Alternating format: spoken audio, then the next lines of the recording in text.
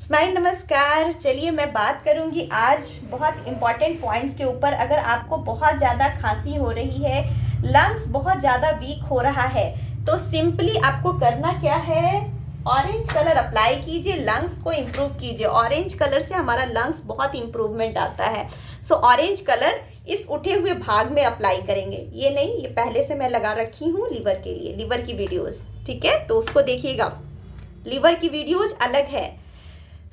यहाँ पे मैं बता रही हूँ लंग्स की एनर्जी को पावरफुल बनाने के लिए कुछ इस तरह से क्लॉकवाइज इस उठे हुए भाग में लगा लेंगे।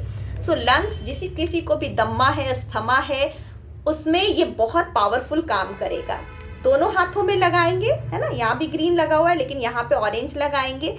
एंड बहुत सारा थैंक यू है आप सबों को कि आप लोग बहुत अच्छा ट्रीटमेंट खुद से कर रहे हैं, मेरे वीडियोज़ को पसंद कर रहे हैं और ये इन्फॉर्मेशन अदर लोगों तक पहुंचाइए। मेरे वीडियोज को लाइक शेयर सब्सक्राइब जरूर कीजिए। मिलेंगे इसी तरह के पावरफुल ट्रीटमेंट के साथ, नेचुरल ट्रीटमेंट के साथ, और बहुत सारा पावरफुल ट्रीटमेंट। आपको क्रॉनिक सिचुएशंस के लिए क्लिनिक विजिट करना चाहिए, नियरेस्ट क्लिनिक।